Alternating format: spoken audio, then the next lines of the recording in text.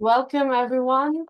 Thank you for joining. We are still, we're getting some attendees that are joining now, so we will wait 2 minutes before we start. Thank you for your patience.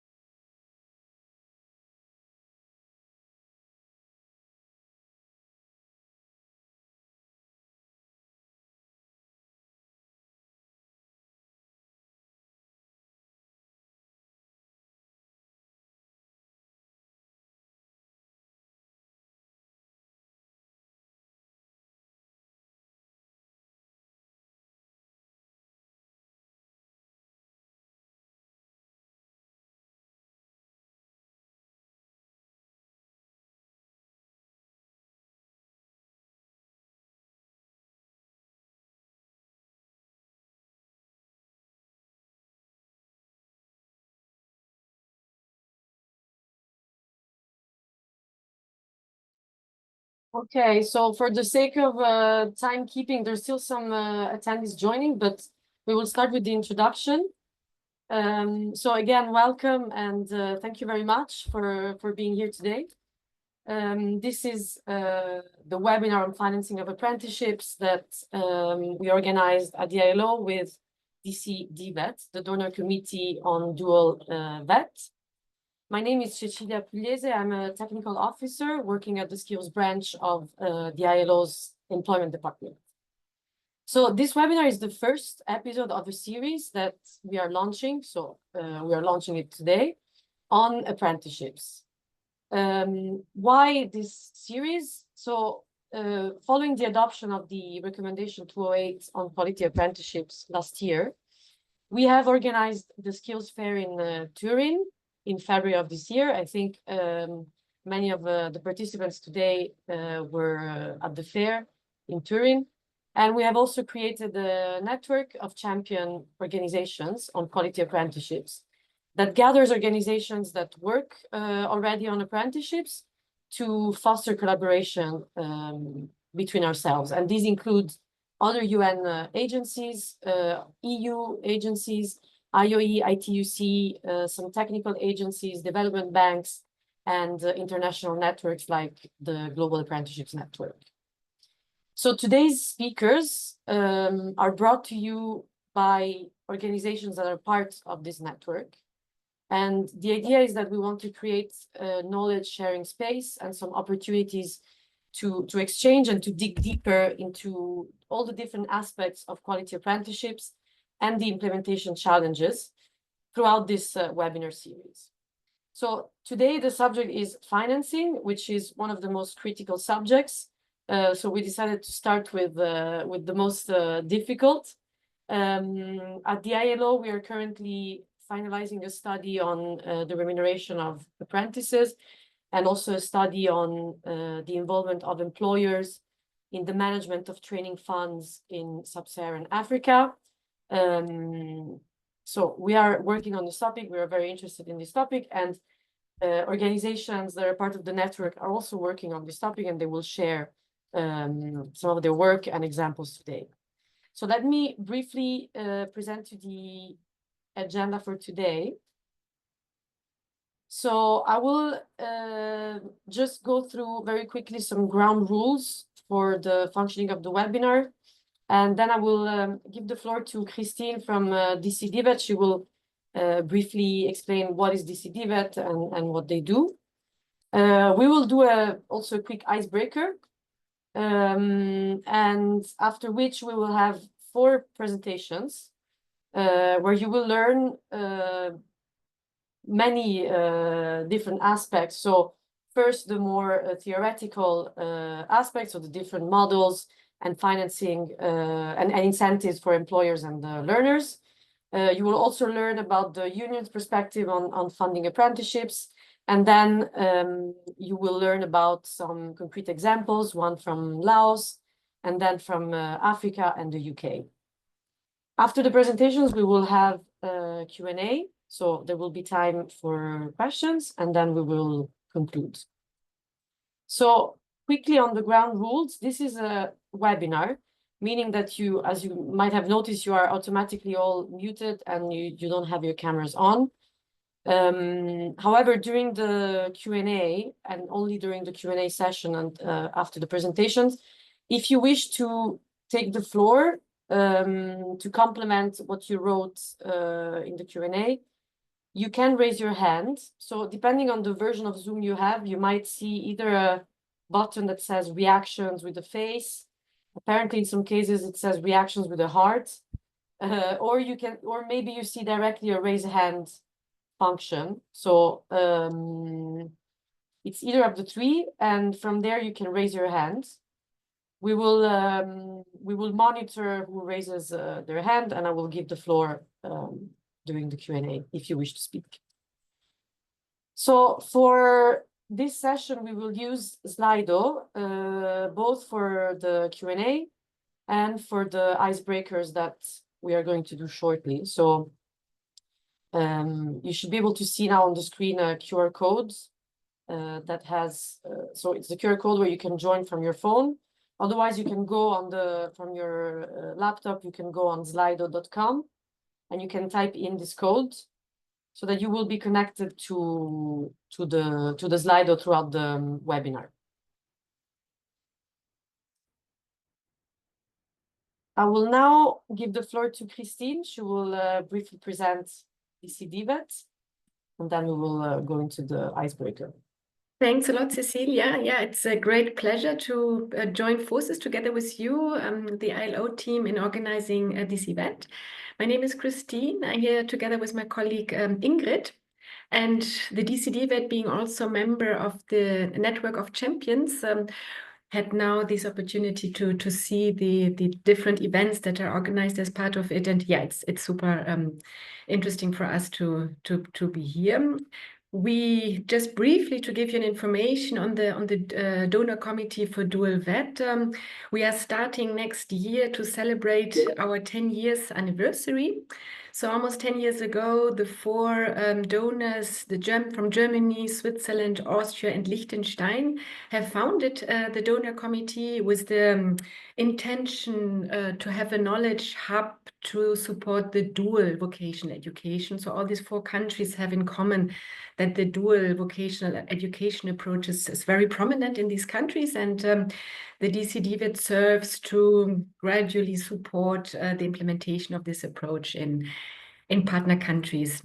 I have shared with you the link to our webpage, and I invite you to search and look around, to be tuned of the activities that we are doing, webinars, workshops. We have e-learning tools that we are providing with the main focus on all aspects regarding dual VET.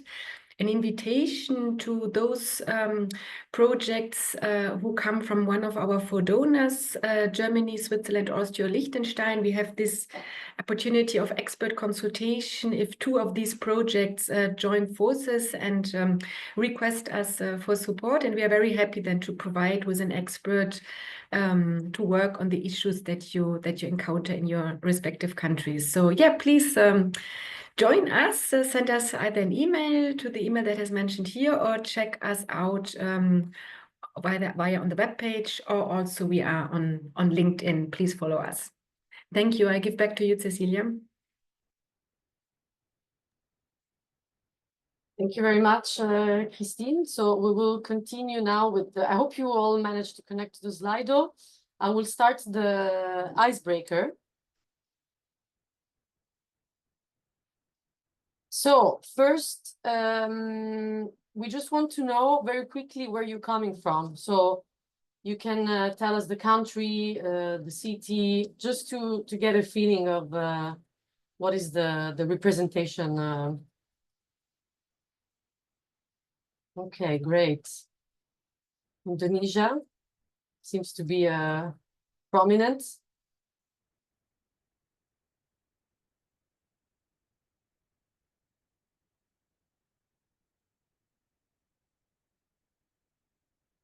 Germany, Austria, Georgia, Switzerland, Côte d'Ivoire, Palestine, Côte d'Ivoire again, Bangladesh. Wow, we have a great variety.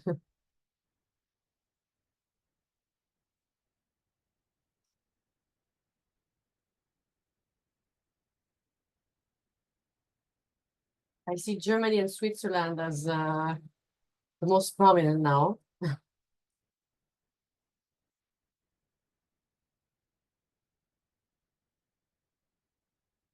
Burkina Faso, Ethiopia,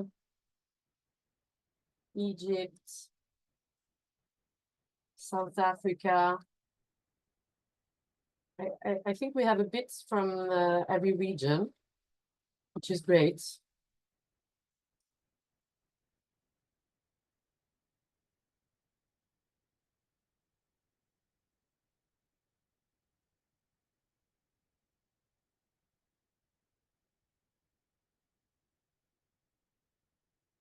Also from Asia, Myanmar, Indonesia. Okay, great. I will move to the next. Again, a short question for all of you on how familiar you are with this topic. This is anonymous, so you can answer freely and sincerely. Just to understand a bit.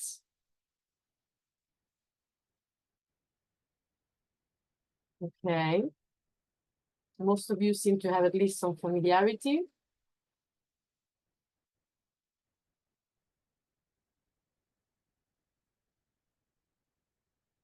A bit of familiarity, but you want to learn more. That's the goal here.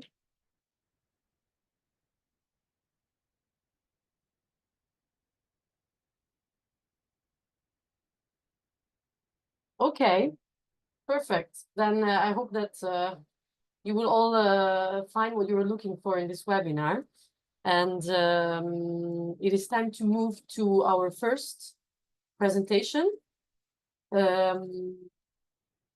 So our first presentation will be on models of financing apprenticeships and incentives for employers and learners. And we have Vlasis Korovidos from Cedefop, which is an EU agency.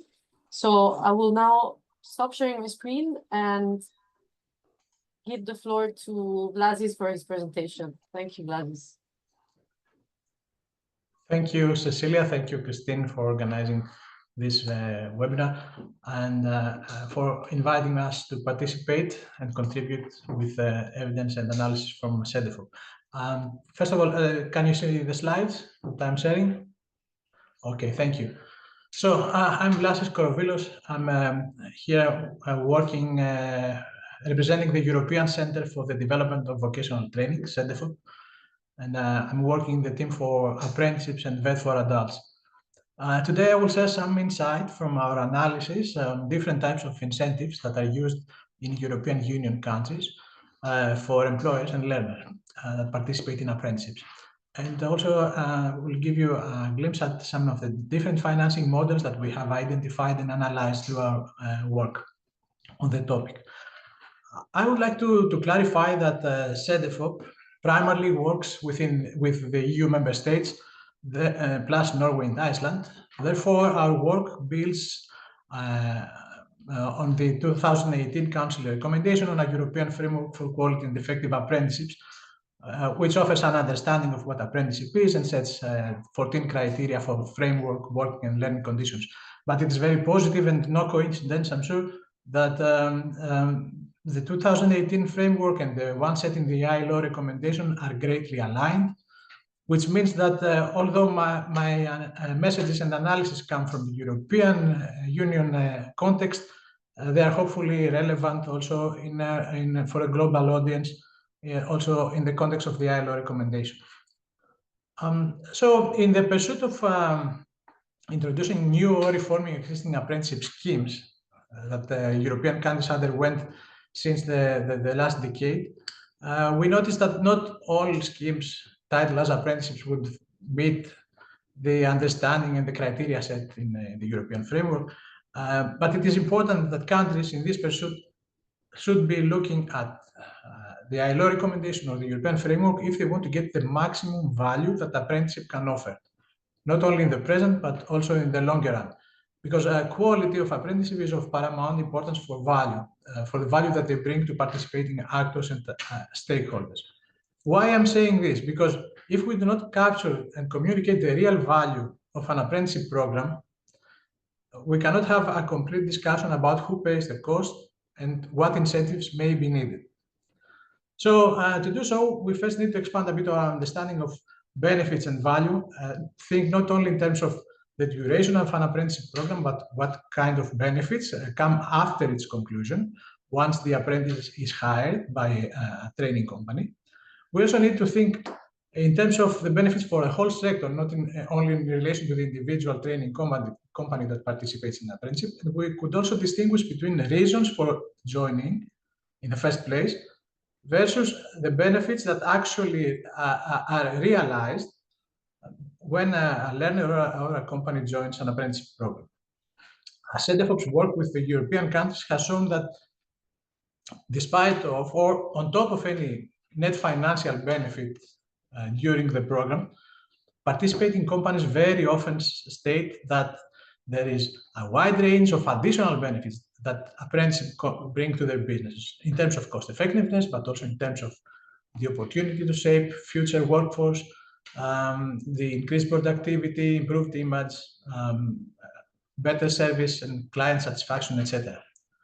And I'm sharing also this slide, which I took actually from the ILO, to give you exactly a good example of how you can look beyond the duration of the apprenticeship to really find what is the benefit that the apprenticeship brings to its actors.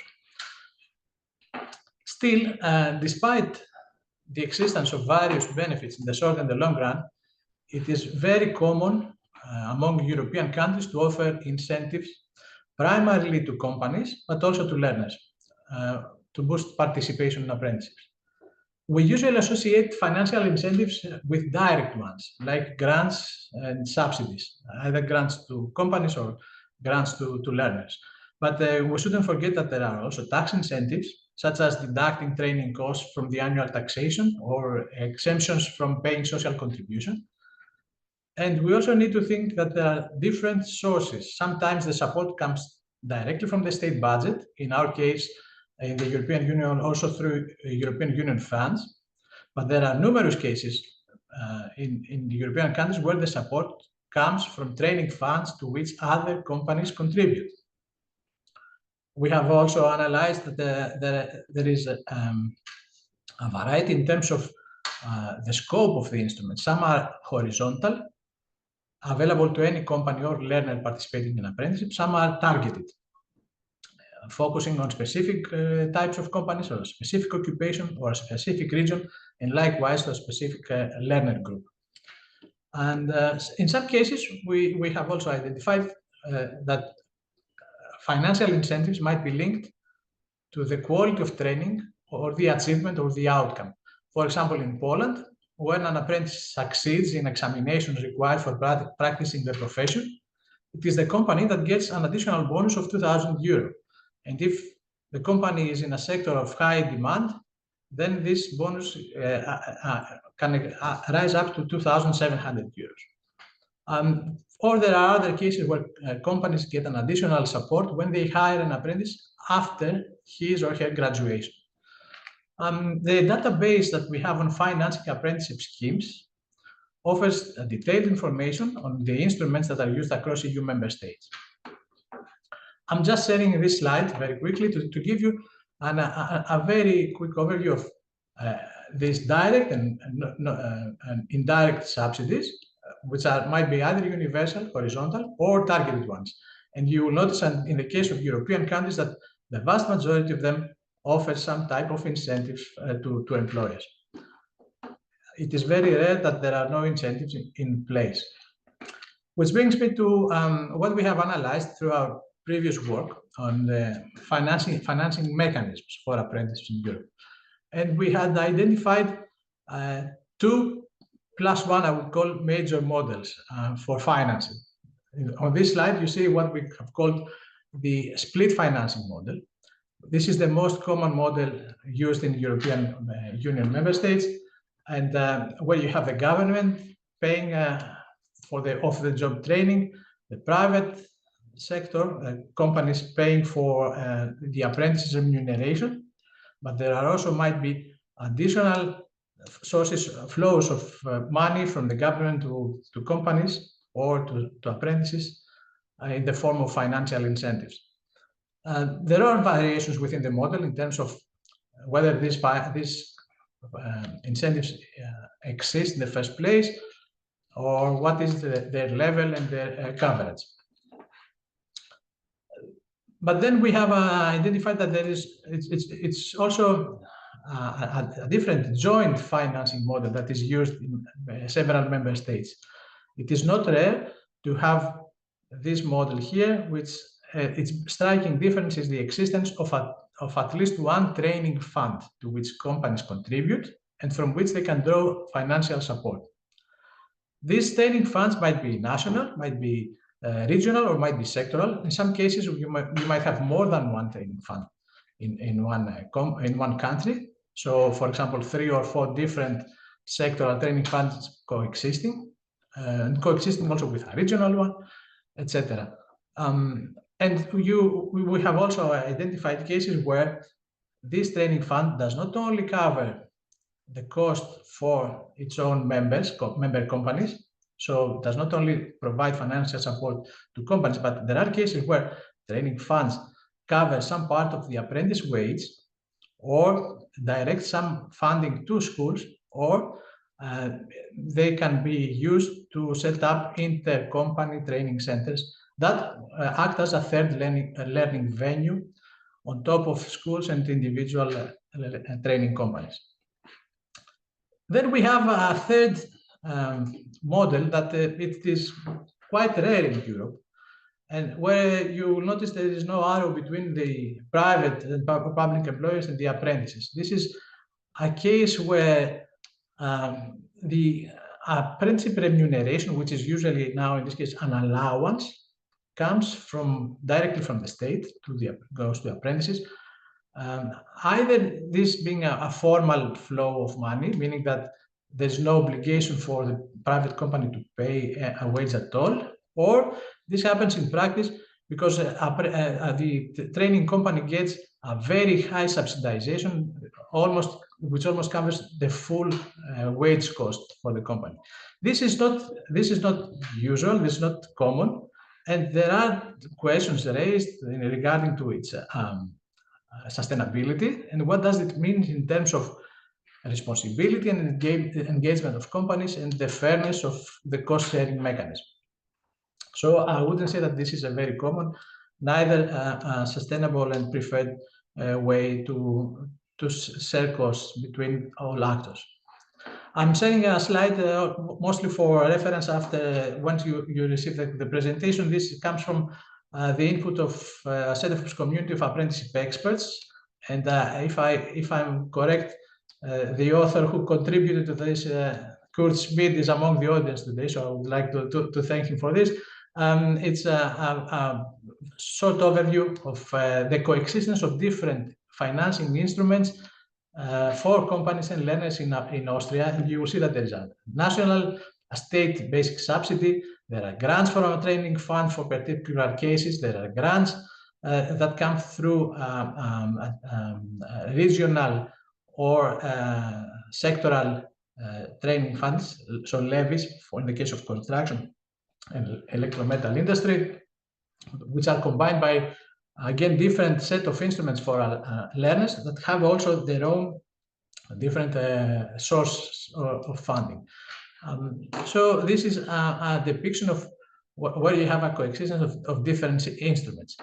And this is interesting and important because if you analyze how financial incentives have worked in European countries, we get some interesting points. One is that grants and subsidies might work better when your intention is to attract new companies or new learners to a scheme, but they are not always that effective when you want to add even more places where you want to persuade a participating company that has one apprentice to get a second one, for example. There are, once companies participate in apprenticeships, they tend to decide also considering other elements such as the procedures that are in place. So benefits that come from the financial instruments alone are not that important and keep companies participating. But there are always other considerations related to the use of financial incentives. One is if they reach the intended audience of companies and learners, or if they are unintended use. We have several examples of this, and you will can find more in Cedefop publications on this topic. There is also an issue of competition with other financial incentives. So there might be a grant for a company or a learner to participate in apprenticeship, but if you rely on this grant, then there might be a direct comparison of how much money are available for a competing active labor market policy, for example, a voucher type of scheme. And this brings us to an overall consideration in relation to sustainability, especially in the case of European countries, especially when those financial incentives were relying on European Union funds that are not always available, not to the same extent that they used to be. So we have quite a few cases where countries in the European Union have decided to discontinue the use of direct financial incentives in the form of grants and subsidies. But it is also important to note that, as I said also earlier, that if you ask companies that already participate or learners that already participate in apprenticeship what they actually get from this participation, then there's a wider range of benefits, and that are very often valued more. And these are help understand the real value of apprentice. I had said earlier that financial incentives are commonly used, but our work with European Union countries, for example, through our series of thematic country reviews in apprenticeships, reinforced this point that companies and learners that participate in apprenticeships value the non-financial side of benefits more.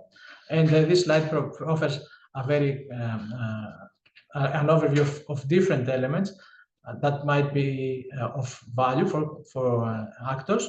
I would keep your attention draw your attention to the system features redesign, because this matters. The characteristics of an apprenticeship scheme might be very crucial in the decision that companies and learners make on whether to participate or not. So, for example, the duration of a program affects if a company can recoup the investment that they got back. The educational level might be important for families and learners to decide whether they will join an apprenticeship scheme or not.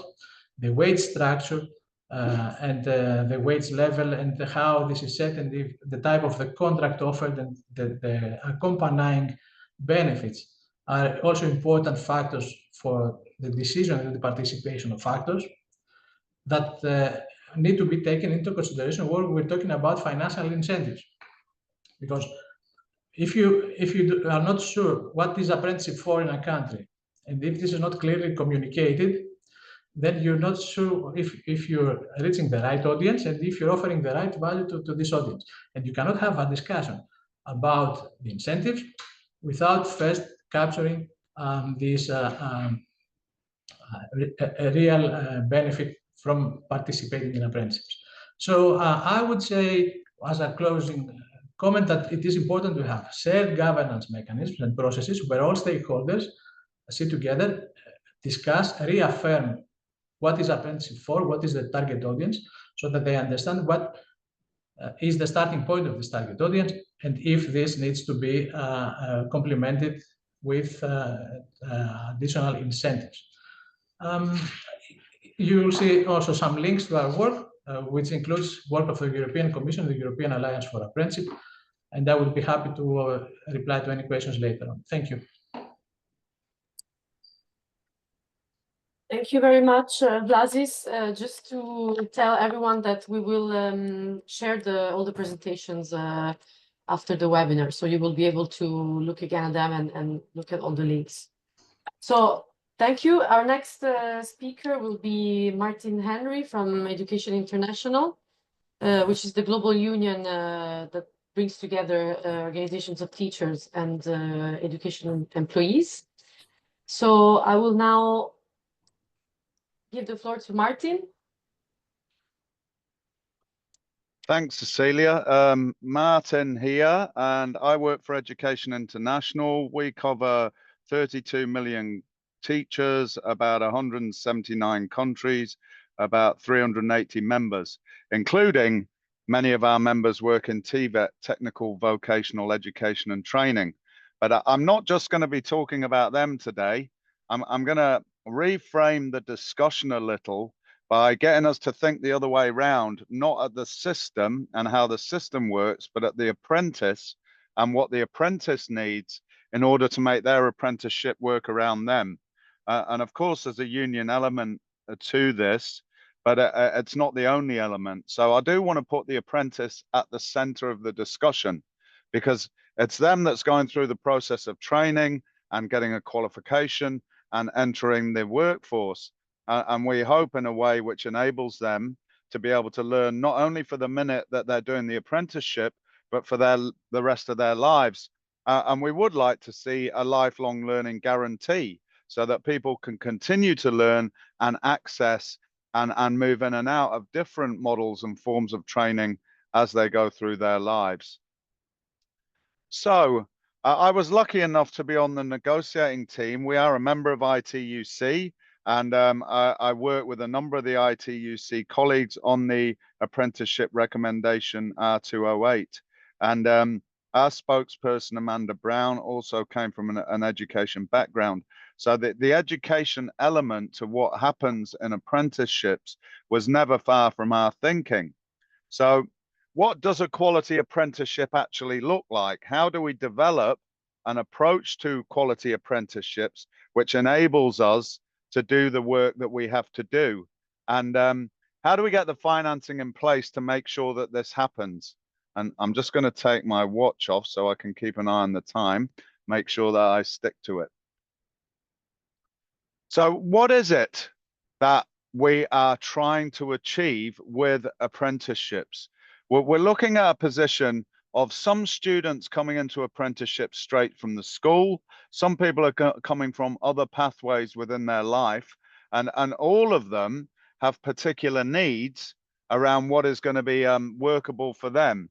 That they've got to be able to access the training that they're getting into, both in the workplace and out of the workplace, with qualified professionals working with them and with certain conditions in place, because it's impossible for us to think about how that's going to operate without the right infrastructures around them. And we know from the apprenticeships research that we did for the recommendation that there are a whole lot of models that we work with all around the world. We don't work just in Europe, we're a global organization. So we're thinking about the global situation. How do you ensure that everybody has access to the same structure and rigor in the approach, both to the training that they're being offered and getting hold of, and the way that their apprenticeship is structured? And what are the financing mechanisms that we need in place to do this? And there are a number of questions around that. So what is an apprenticeship? Well, apprenticeships take different forms, and it was interesting that when I was thinking through this, there are a number of aspects to apprenticeships which can be heavily gendered. And I do want to open the gender question, because it's important that we think about the apprenticeships that we're offering and how they open and ensure that everybody has access to the workplace and everyone has access to work opportunities. If we only focus on male heavy occupations, we're only going to get one set of results. And I think having an analysis, and this will be consistent throughout my presentation, using analysis and evidence and evaluation approaches which are clear about which groups we're targeting, how we're targeting them, and how we're ensuring that everyone's involved. And I just want to acknowledge the previous speaker talking about the inclusion of groups as well, because as we discussed the recommendation, it was very clear that apprenticeships have to be for everybody. And we know that there is a massive growth across global economies around ensuring that we've got enough apprentices and enough people in this part of the workforce. And in fact, it's been the poor cousin for a long time of universities and other forms of higher education. And it is time that we worked in such a way that we ensure the position of apprenticeships within the workforce and within the national setting is clear, that it's just as important a pathway, and it's absolutely critical that students should be able to access it and move in and out of the TVET pathway in a way which is both fluid and enables them to develop their own dreams and desires as a worker and as somebody entering the workforce. And I think that we can forget in this work the importance of the hopes and dreams of the individual.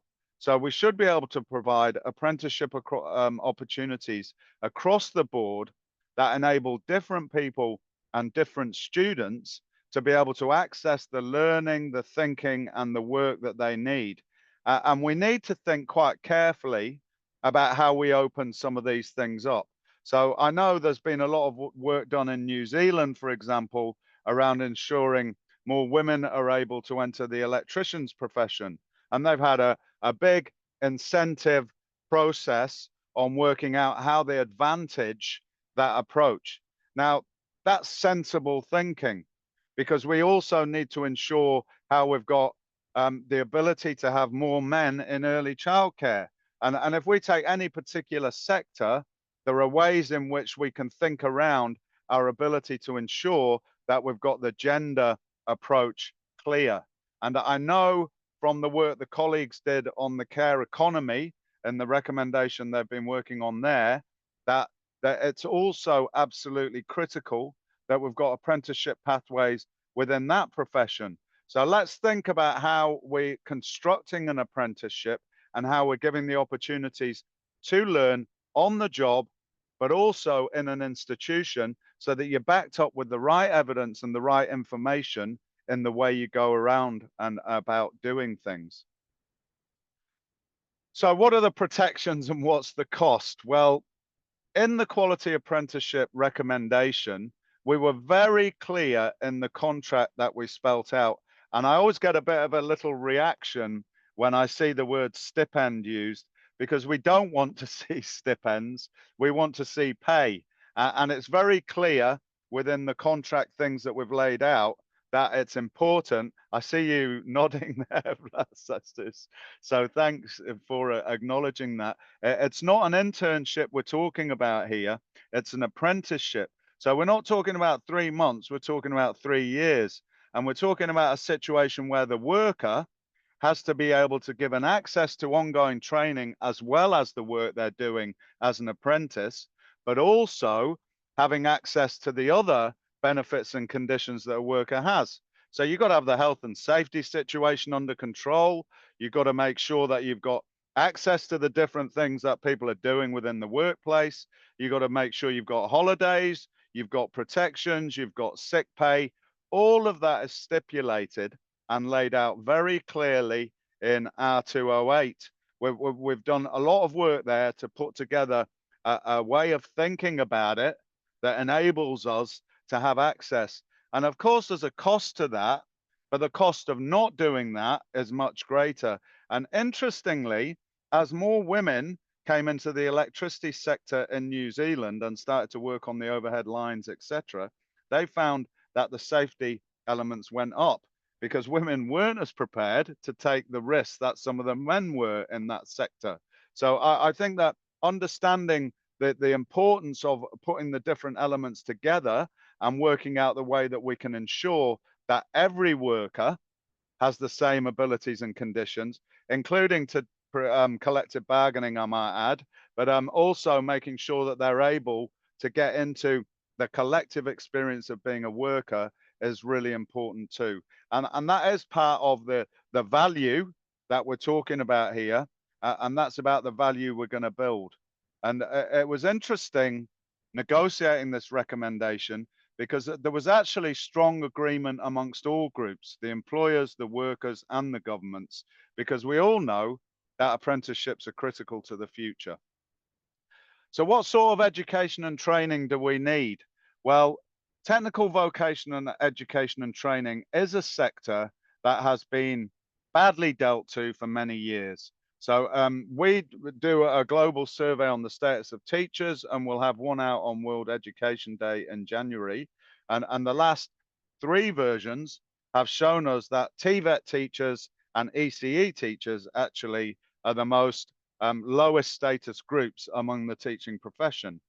Now, we need to up the status of the teachers, but we also need to ensure that all students have access to that training, because we know that in some settings, there are ways in which the training infrastructure is constructed which do not enable the same fluidity of access.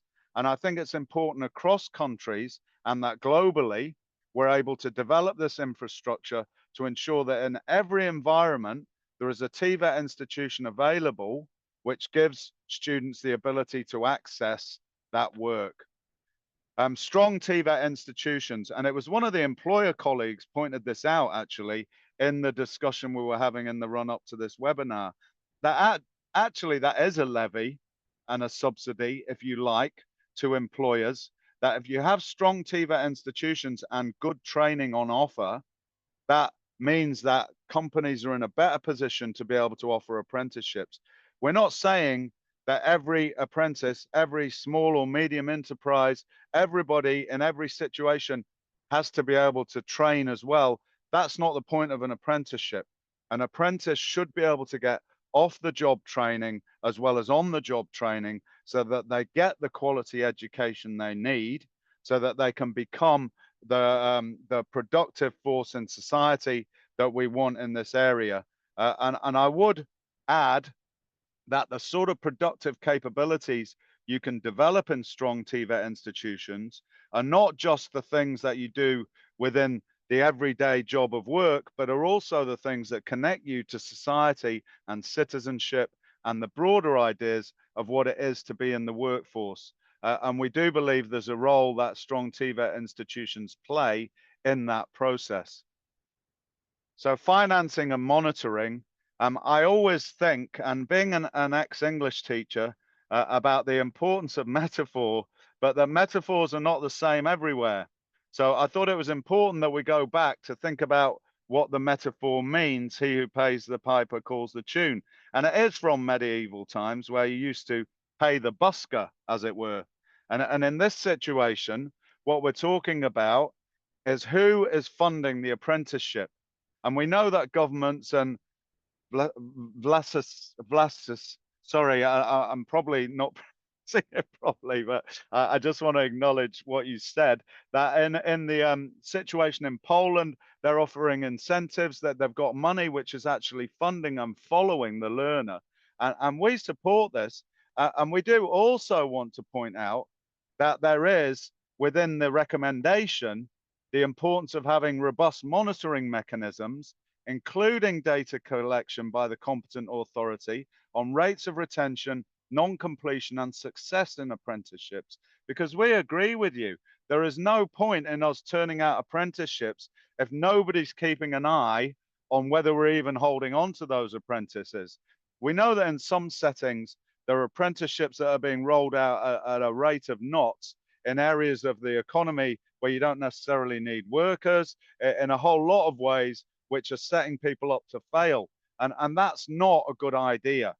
We want to see monitoring of that approach so that there is clear response to, yes, this worker has their skills developed, they're developing their productive capabilities, they look like they're going to be a worker for life, who's going to be able to learn on the job and off the job and continue to develop their own aspirations and needs as a worker and as a learner, and can continue to contribute to society. And that's what we're all after. And the incentive schemes that we need in place to make that happen are what we need to construct. And that's what this webinar is about. How do we do that?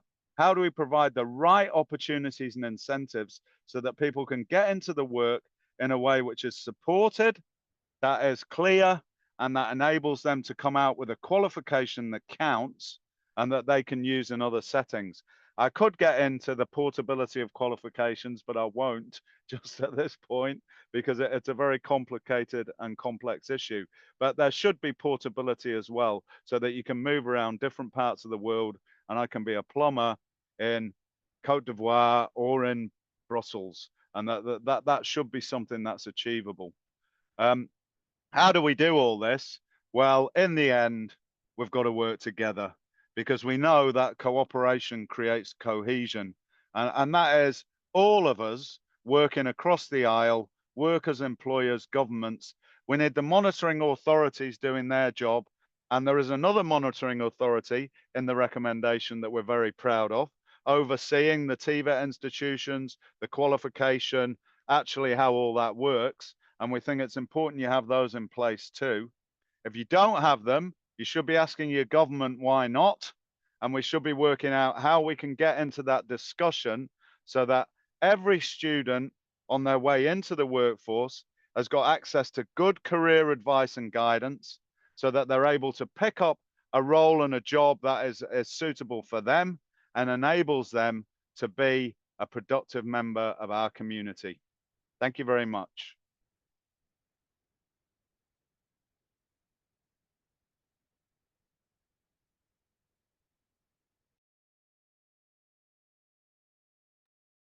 Cecilia, your mic. Oh, sorry. Sorry, I was mute. Many thanks. Many thanks, Martin, for your great presentation. We will move to our next speaker, Gunnar Specht from PLANCO Consulting. He's managing partner there, collaborating with DCdVET, and he will take us through an example from a project in Laos. Please, Gunnar, the floor is yours. Thank you very much, Cecilia. Can you hear me? Yes. Yeah, thank you for ILO and to DCdVET for organizing this webinar, and thank you to all the participants for your huge interest in this topic. And I'm happy that we get the opportunity to present an example how to motivate enterprises and TVET schools to cooperate and actually to implement apprenticeships in practice. And the example which I would like to share actually reflects a lot what Lasis and Martin already said. So you will find many cross-references to the other presentations. I should mention that this project is a project under German financial cooperation funded by the German government through KfW, the German Development Bank. We were charged to develop an instrument to motivate schools and enterprises to implement apprenticeships. And we used this mechanism of a challenge fund. This first example, this project approach was firstly implemented in Laos, but meanwhile replicated in the Western Balkans, in the 6 non-EU countries, which are approaching the EU and which also want to apply dual apprenticeship.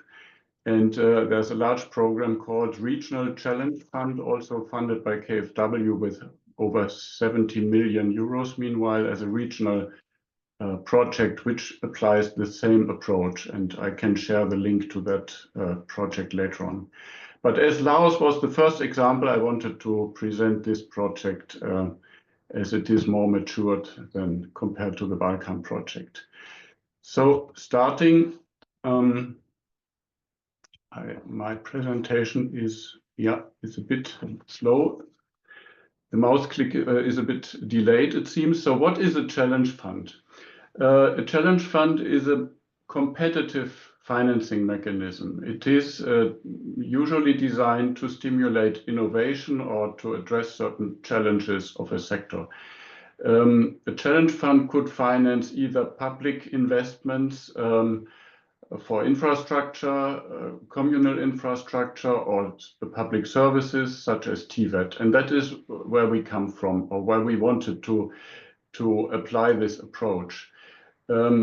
Actually, it is a rather market and outcome driven mechanism for the allocation of funds.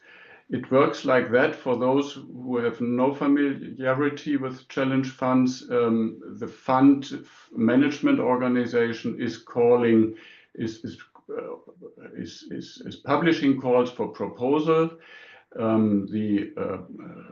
The applicants have to develop a concept which has to respond to certain criteria which are transparent, and then these proposals are being submitted and evaluated against these criteria. And those who fulfill the criteria will be asked to enter into a funding agreement with the fund organization. And based in these funding agreements, both the duties and responsibilities and also the rights and also the funding is documented. It can be used, this approach, well, to leverage a further demand-oriented design of TVET programs, or even also to pilot new training models. And that is what we wanted to achieve in Laos and also in the Balkans, to actually set incentives to implement dual training. As also Flasis already said, funds can have a sectoral focus or regional focus. Here in Laos, both is not the case. So the challenge fund is just for dual TVET and is nationwide and covering all economic sectors. The context in Laos is so far interesting as the TVET law already includes the so-called dual cooperative training. In Laos, it's called DCT, but it means what we in Europe understand as dual training or apprenticeship training. It means the same. This concept was in earlier times developed with the support of GIZ. It is approved by a ministerial decree, and the legal basis for the implementation of apprenticeships is existing. But it was implemented to only limited extent, and although most or almost, I think, all public vocational training institutes have received financial support, large financial support in terms of physical investments from ADB, from BMZ and KfW, they had difficulties to make use of this investment and to respond to the labor market and to actually cooperate with enterprises in developing their training programs. We started to do an enterprise survey and a school survey to find out where the limitations are, why this DCT concept, which exists legally, was not implemented. And it is, as in many other countries of the global south or east, we have a high share of micro, small and medium enterprises, both to the gross national product and also for the employment. And interestingly, almost all enterprises which were interviewed, and the sample was over 250 enterprises of all sizes, they declared to have interest in implementing dual training, but they didn't know how to do it. So all enterprises said they would prefer to have advice how to implement this concept, and they would require training for their in-company trainers. And as particular, the smaller companies also said they would need a financial contribution for training-related expenses, which could be training material, safety gear, etc. So then we tried to respond to this demand, and we developed this project. It is executed under the Ministry of Education and Sports in Laos. And the first phase was actually starting during COVID times, which was a bit difficult, but from 2019 to 2023. The second phase just started this year. The overall volume is close to 12 million euro, which of course also includes consultancy services and the fund management unit, so some staff to operate the fund. And the project design has a few elements. Vocational schools and a certain number of companies are asked to form a partnership for dual training and to sign a memorandum of understanding. They have to suggest a training program, a dual training program, which follows the regulations of DCT as outlined in the law and in the decree. And then the partners have to submit a proposal, what kind of training program they would like to implement under this dual logic, and what kind of support they would need. And then the proposals are evaluated and ranked against the criteria by the management unit. And finally, as I already said, the funding agreements will be concluded, where in the scope of funding and the partners' obligations are outlined.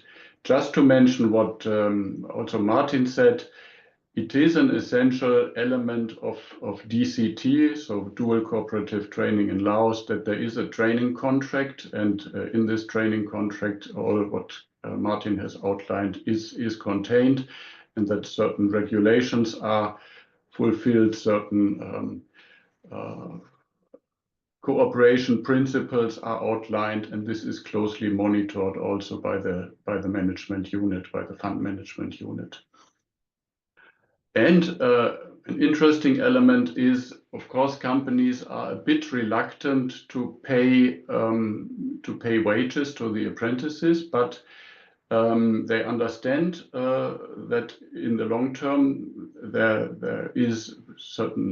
are benefits for the companies. So in the very beginning, we also suggested to compensate the companies for this kind of allowance or training fee, which is paid to the apprentices, so that the companies actually they implement this physical payment, so it has to come from the company to the trainee or to the apprentice, but it is being refunded by the challenge fund for a certain period of time until the companies understand that there is really a benefit for them, a monetary and non-monetary benefit, and that this allowance is well justified, so that they in the long term take it over, this duty to pay the allowance.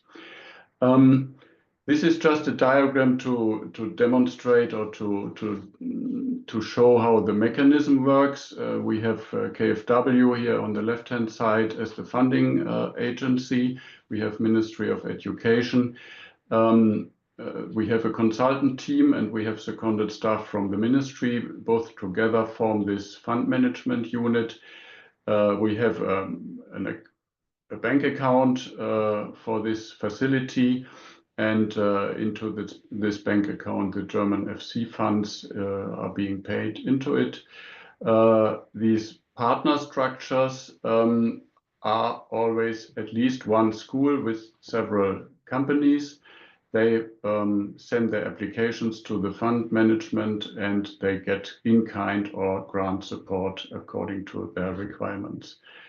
The so-called support package, which we designed according to these surveys which we did in advance, has mainly 4 elements. So there is an advisory support for the implementation of dual training, which includes conceptual guidance, workplace analysis, also safety issues, occupational health and safety training, training of in-company trainers, training of coordinators, which are in charge both on the companies and at the school side to coordinate this cooperation, and also in-company training for VTI teachers. So that is what we call in-kind support package.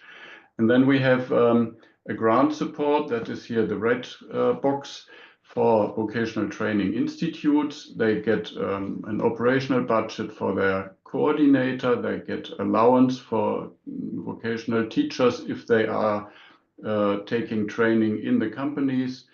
They could receive complementary training equipment and consumables and OHS and hygiene equipment.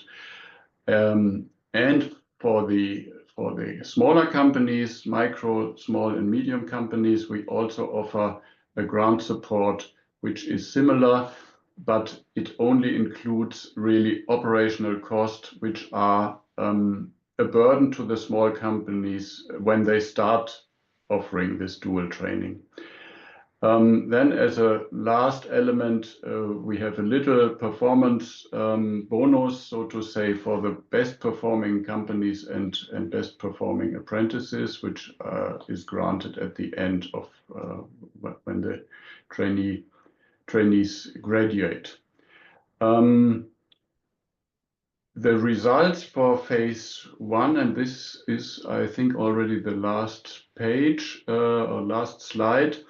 We were able to support 32 dual training programs in 19 different occupations. 15 schools and 95 enterprises participated. Approximately 600 graduates of dual training programs completed their training successfully. 37% were female. More than 84% of the participating enterprises declared their satisfaction with the model and also said that the support was responsive to their need and that they are happy with the experiences they gained with the dual apprenticeship approach. And interestingly, especially also the micro and small enterprises declared their willingness to continue the dual training, even if the support from the VEF project would be withdrawn in the future. That is a great success, I would say. So the incentive mechanism was meant not as a permanent subsidy, but just as a subsidy for a certain period of time so that the partners could start implementing the dual approach and to gain their experiences, and if they are happy with it, then to continue it without support. Phase 2 is actually looking into a larger scope of additional partners to be involved with hopefully 1,500 graduates. And an interesting component of the second phase is that in Laos there is already a national TVET fund under preparation. So the law is already approved, and it is now time to really establish a national TVET fund under the Ministry of Education, where different donors could also contribute to for their projects. And it is planned also to transfer this mechanism of the German project into that fund, so that hopefully this mechanism could be maintained for a longer period of time, and possibly also by Lao funds. So thank you very much for your attention. And I will be happy next week also to respond to questions or during the breakout sessions next week. Thank you very much. Many thanks, Gunnar, for your presentation. I hope you are all still focused. We have just one last presentation, which will be through a video that I will share, because unfortunately, Rossi Vogler and from British Council and Simon Field could not make it today, but they recorded a video presentation. So I will now share the video with you. They are not going to be here today to answer to any questions, but they will participate in the expert consultation session next week. So you will be able to ask questions to them next week. Let me just hope it's gonna work well. Can you see the screen with the video? Yes. Yes. Yes. Okay, I will start it.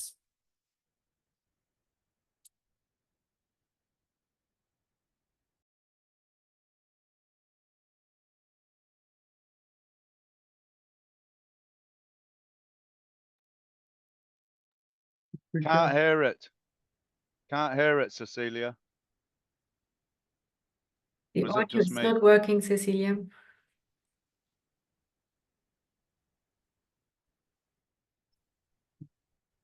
Second.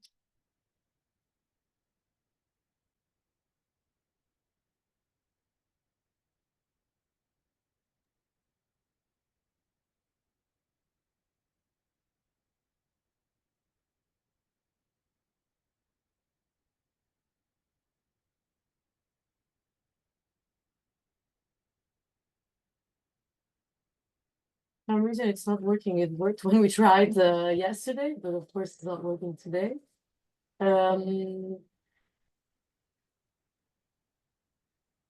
Which one again?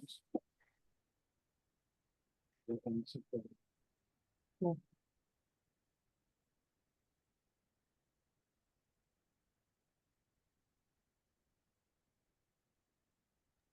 Still off, I'm afraid. Is it working? No. We No. can't hear them. No, but you are in the same room as me.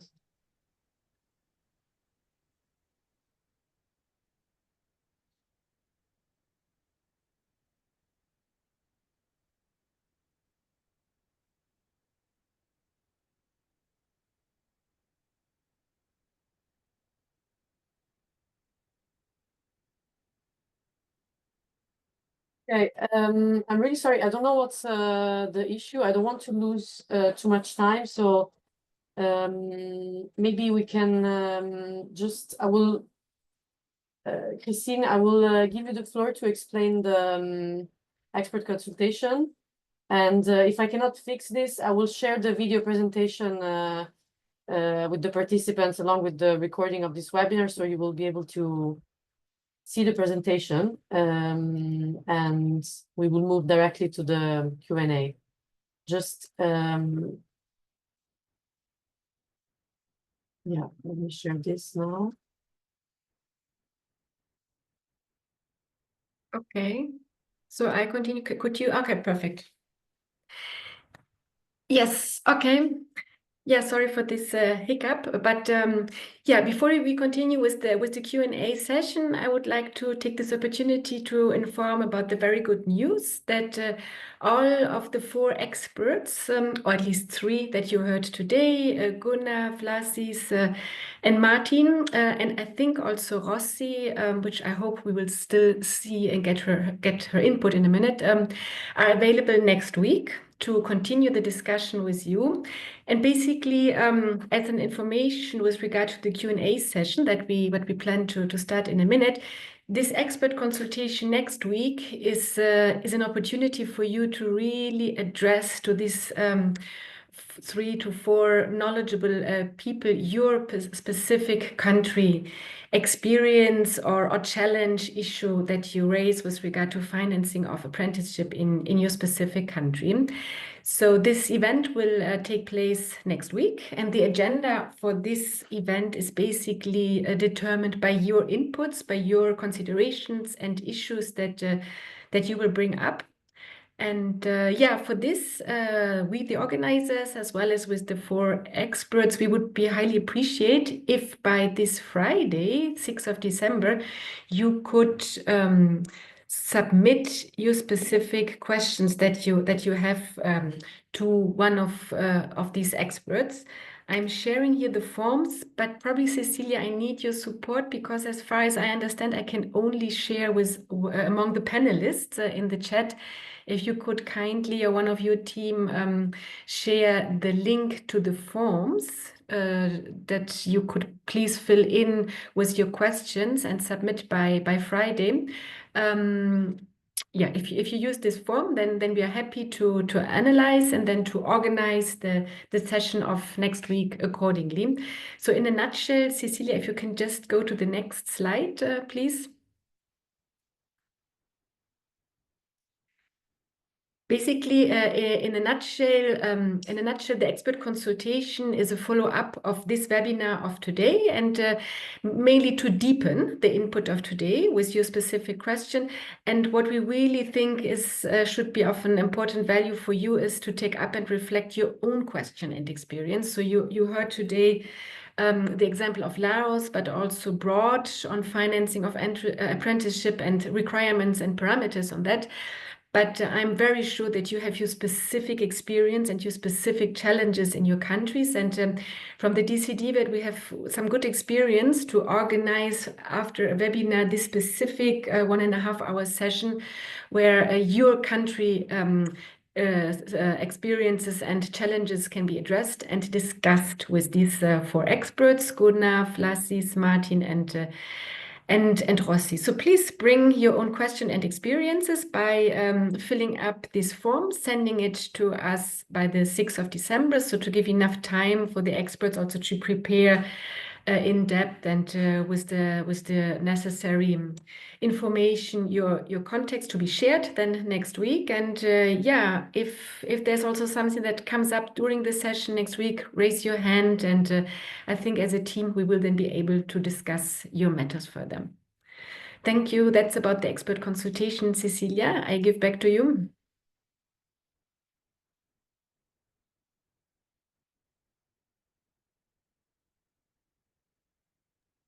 Thank you very much. I will try again with the video. It's there seems to be an issue with the settings for video sharing.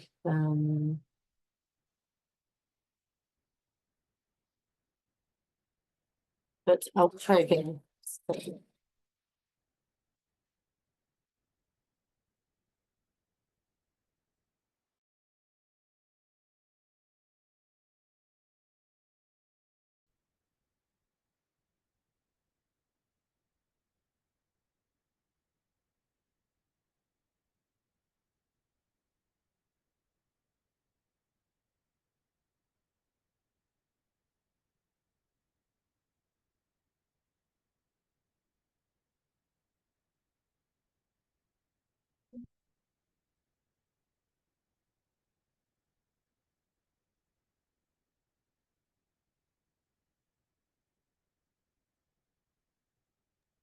No, it's still not working, Cecilia.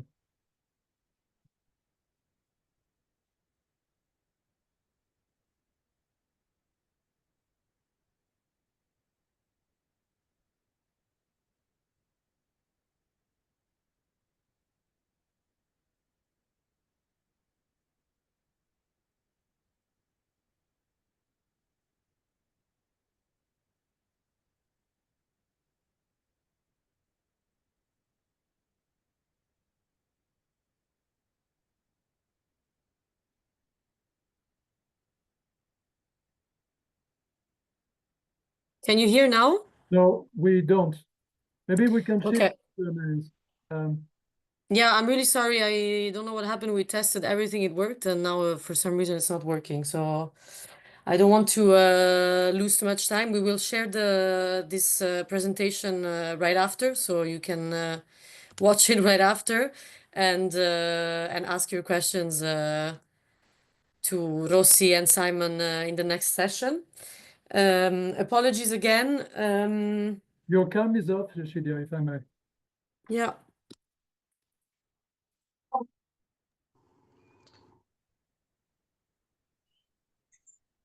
Is there any chance that In the you were meantime, we have muted?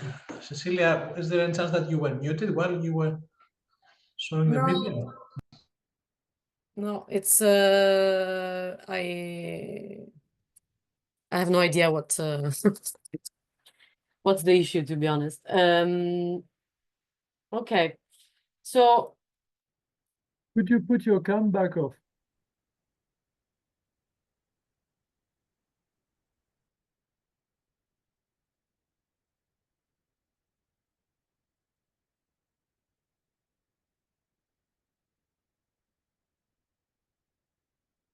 okay, the camera also doesn't seem to be working. We'll continue. Let me share again the presentation with, so we will move on to the Q&A and the discussion. We first, so, okay.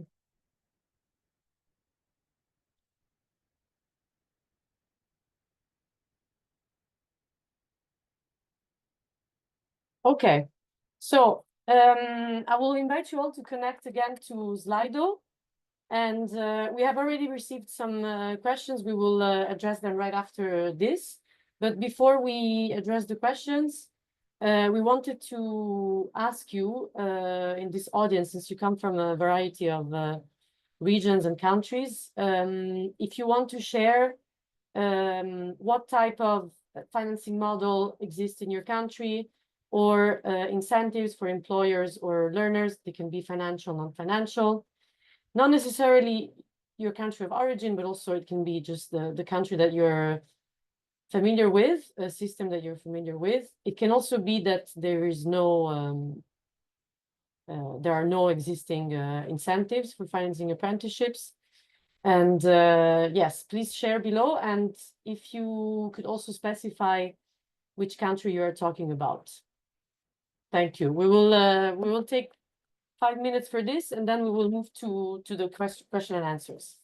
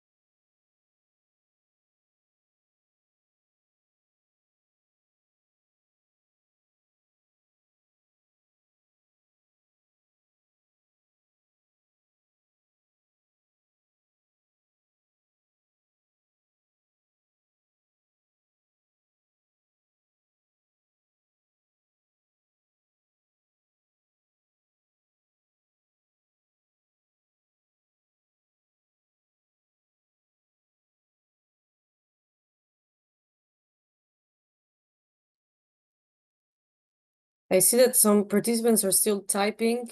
We have 10 still typing, so which is great because we're getting a lot of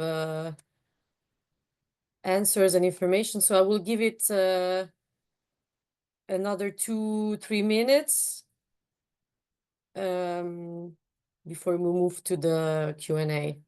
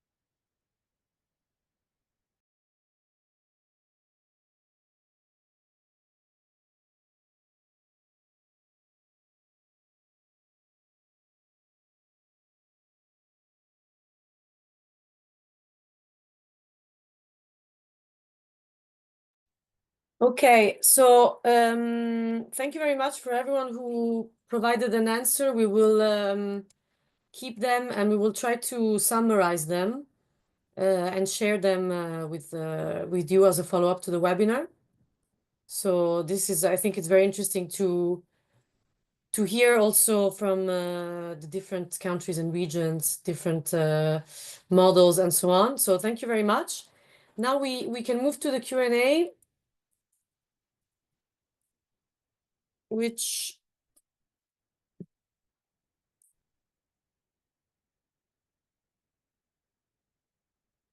which you should be able to all see on the screen. So some questions you specified who you are asking them to. I will go through most of them. We will try to go through most of them, and I will ask the different panelists. If you see that there is no specified expert to which the question is asked, and you think that it's an answer it's a question you can answer to, please take the floor. So we have a first question here to Gunnar on what was the process like of companies and VTIs establishing partnerships for joint application for funds. Did project provide specific support? Yes, I already responded in the Slido. There was a specific support provided to the partnerships to develop their proposals, both to develop the dual training program as well as to prepare their application. I just noticed that there are numerous questions to me, and most of them I would like to refer to next week so that I could prepare myself a bit for responding. Sure. So there are too many to just respond to all of them right now, I would say. I think that's a good Okay. approach. Maybe Cecilia, if I may just add, I think for now it's more the technical questions to the presentations. If you would gear your questions towards this, and then we have really 1.5 hours next week where we can go into details, and then the experts have also time to prepare accordingly. So maybe if you can please write this question also again in the form, so then it doesn't get lost, and we can prepare accordingly. Thank you. Sure. Okay. Let me see if there is a question that is more. So we have a question for Vlasis that asks, can you please mention some countries where there are sectorial training funds? Yes, definitely. These are for example, in the UK, there's the levy. It's not sectoral; it's national level. Then, if you go to sectoral, there are, for example, the scaffolding builders in Germany. There is a metal fund in the Netherlands. There is this case of that I mentioned about construction sector in Austria. There is a healthcare fund, if I remember correct now, in the Netherlands as well. I will just put on the slide the web tool that we have information on all this, so that you can run your own filtering and see more examples. But they are not that frequent, so they're not common like across the table in European countries. But at the same time, there are good examples. I also need to mention that not all the training funds are apprenticeship specific. Usually they're not. They can support other forms of education and training as well, but they're often used to support companies participating in apprenticeships. So I will post the link now as a reply to this question. Thank you. There's a question, it doesn't specify for whom, but I don't know if one of you wants to answer. It's how do you differentiate between an apprentice and a dual trainee?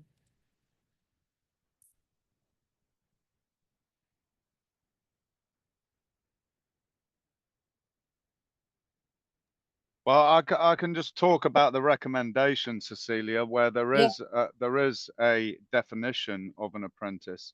I mean, this is a continuum. An apprenticeship should lead to a nationally recognized qualification, and it should be a qualification that you can use then in the workforce.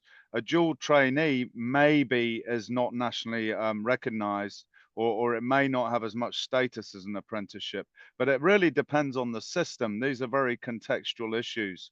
And I think what we're trying to do with the recommendation is make sure that the same applies everywhere.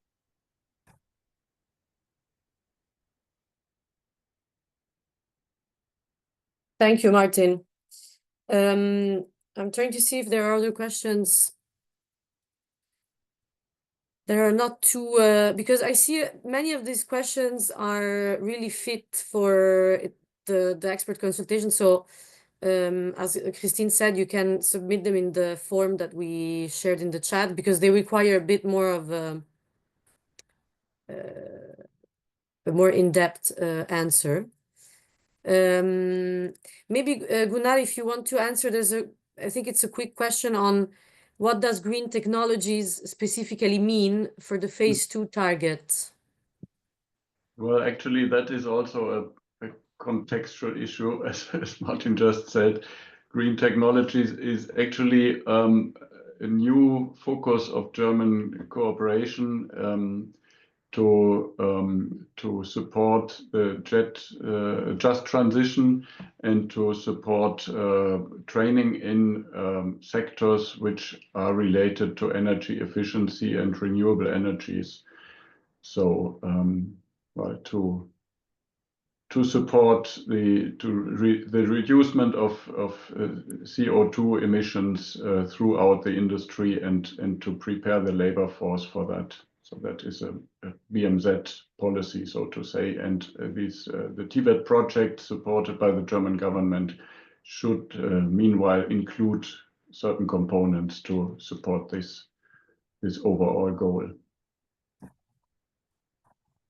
Thank you. And maybe just another quick one on who conducts the in-company trainer training in Laos? Yeah, actually, I also looked at this question, and it requires a bit more comprehensive answer. Okay. There are individuals, there are specialized training institutes. We are trying to make the chamber, the National Lao Chamber of Commerce and Industry, responsible as a multiplier for this kind of training. but it's a continuous process where both our project and also GIZ are supporting. Thank you. I see two questions that might be for Vlasis.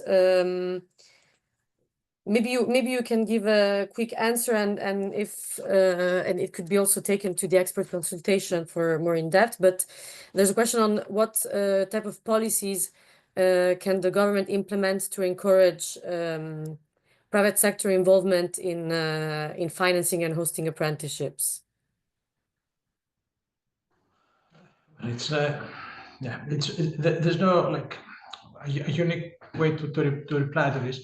Depends a lot on the national context, and I have to clarify something. When I mentioned in my presentation that you need to think of the target audience, doesn't mean that there has to be a very narrow target audience. Might be that a country opts that apprenticeship is an alternative form of VET delivery for all occupations. So what I would try to point out is that depending on this decision, you have different needs in terms of the numbers of participating companies. So if you want to train hundreds of thousands or tens of thousands of people through apprenticeship, then you need more companies to join, right? So in that case, if there's little culture of private sector involvement, then you find yourself as an apprenticeship system in a situation that you need to attract through incentives. That's why I'm trying to break a bit this over reliance on the financing and incentives and make clear what is the real value in this. You can only learn by participating or by looking at similar contexts of other countries that have established this value and this benefit. So I would say that the first thing that the government could do, and especially with the support of employer association, is to really promote what is the benefit in the end of the process, not what would only open the door to apprenticeship, but what would keep companies participating. And this is not often linked to existence of a grant. So first thing is communicate, measure, try to grasp the full benefits, measure them, communicate them with the help of employer associations that speak in the language of individual companies. That would be the first for me. Then you can think about introducing a subsidy or introducing a tax deduction, or setting, perhaps might be more interesting to think about this, setting a supporting framework for the participation, making processes easier, making the regulatory framework clear, making the expectations clear in terms of the existence of a contract, in terms of paying social contributions, in terms of the level of knowledge and competences of in-company trainers. Make the whole thing clear, and it will help overcome gradually any reservations that might be about participating in apprenticeship. Because once someone is in, it was the case in Laos, there was high satisfaction rate and the intention to continue. We have the same, for example, I give you an example. We had interviewed companies in Greece at the peak of the financial crisis for the country, when there were the lockdowns. And companies that were already participating in apprenticeship, amidst a very unfavorable economic context, could still see the benefits of participating. I said, yes, that we will come back next year. We will get another apprentice next year, regardless of the availability of the financial incentive. I hope this helps. Thank you very much. There's a question. So there's a question on what are the best resources and documents to find evidence on different models presented. Where shall we start our research?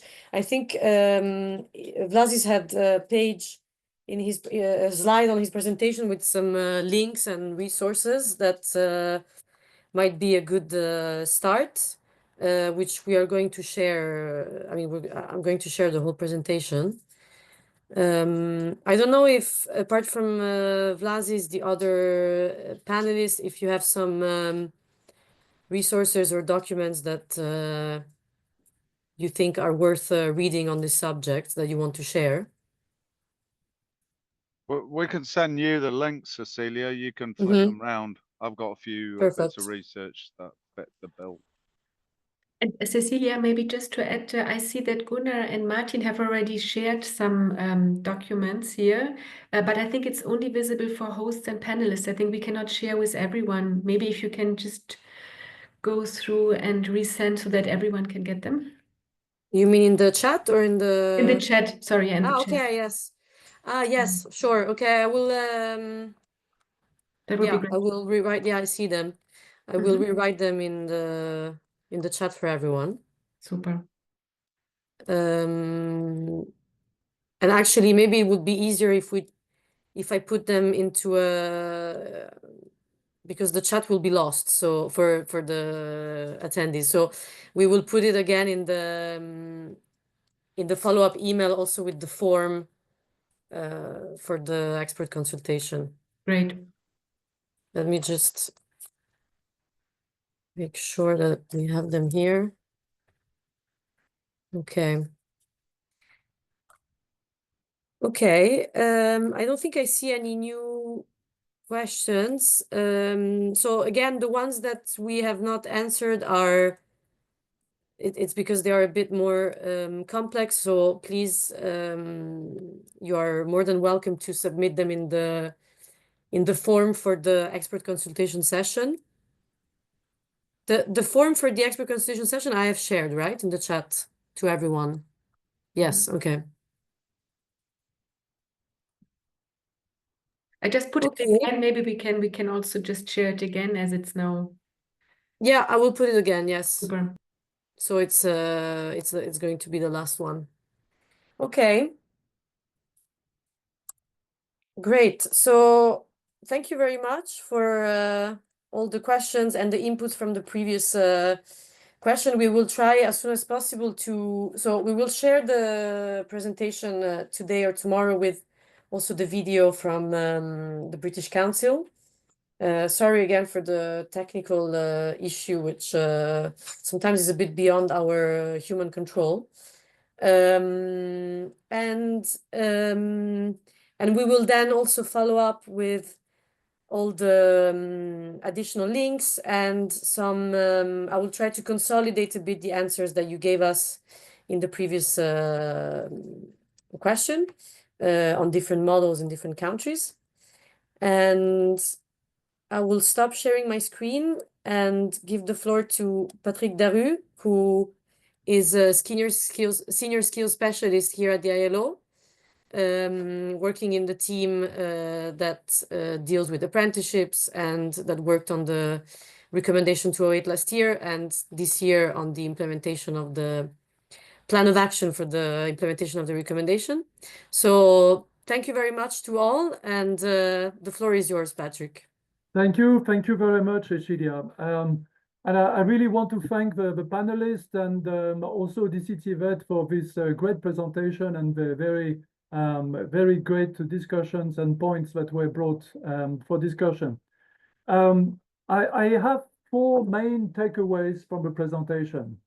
So I hope Vlasis, Martin, and Gunnar that I'm not really misrepresenting what you said. But I think for me, one of the core points is to say there is value in apprenticeship. So if there is market value in apprenticeship, what is the justification for actually investing public funds in apprenticeship? Which is a very valid question, right? I mean, normally the market should play its role and should actually support apprenticeship and support the expansion of apprenticeship. But this does not happen. And often we see that there is a need for public funds and public support for apprenticeship. So the 3 main categories of justification that we saw were that there is a need for a kickstart for employers to engage into apprenticeship. And especially if you want to expand, maybe not all employers are ready to engage unless there is this kickstart and this support to employers that will persuade them to engage. The second big category of this financial support is for the what I would call an apprentice-centered financing, looking really at the needs of the apprentices, what is preventing them to join apprenticeships, and what can we support and finance in order for them to join apprenticeship. And this can be very focused on very diverse kind of apprentices. So, for instance, you may look at the needs of women versus men.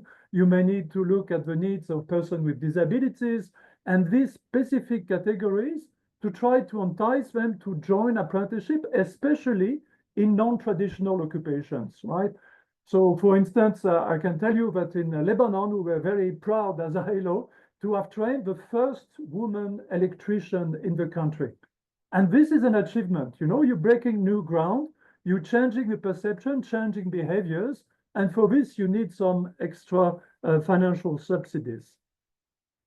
Of course, the third big item is to look at the quality of the training, and especially the quality of the job training and the financing of the TVET institutions. The second big takeaway for me is to look at finance as incentives.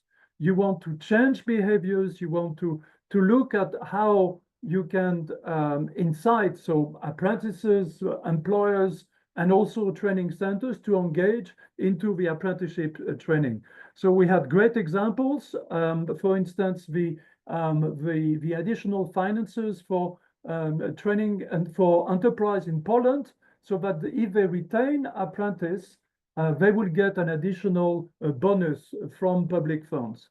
Also, women participation in New Zealand was quoted, and that's a great example. And also, Vlasis, you talked about the kickstarting of new apprenticeship with new employers. Also, the point that incentives are not only financial, and they should be embedded within a global package, a more comprehensive package of incentives that can go through the quality, the recognition of a certificate, rewards, and this and that. But it's important to have a more holistic view on what is an incentive. Also, when you look at financing, I think the temptation is, of course, to overfinance, right? I mean, especially if the resources are there. And we need to be careful about avoiding what I could call bubble busting, right? I mean, create some artificial bubbles where you have a beautiful apprenticeship programs, but at the end of this apprenticeship program, there is no sustainability. And Gunnar, you gave us a beautiful example of a program that is actually sustainable because it will be taken on by employers and workers in the future. But let's be frank, that's not always the case, right? So we know also of many programs that have gone quite well when they were implemented, but are not continuing after the end of a project. So it's always very important to find the right level of financing that can encourage people to participate, employers, apprentices, and training providers, but at the same time not to be over the top and to actually make something which is beautiful but not sustainable. The third item that I would like to talk about is that the level of incentive is important, but also the channels are also very important. And here I take the point that cooperation creates cohesion that Martin brought forward, and which is so important. And then the value of the various funds that were presented. So a training fund based on a levy that Vlasis talked about, and innovation funds. All of these aspects, all of these different funds and ways of financing and channels of financing allow for collaboration, and they give, decision-making voices to employers and to workers, so they can reinforce the tripartite management of the apprenticeship system, and this is exactly what we want. So I think we should really prioritize, financing channels that can reinforce a governance, a tripartite governance.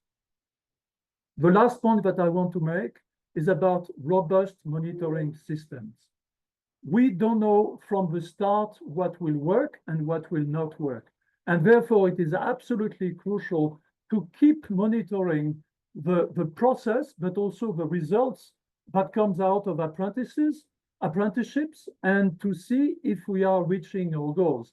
And if we are not reaching our goals, then there is a need to think about how to improve the apprenticeship financing.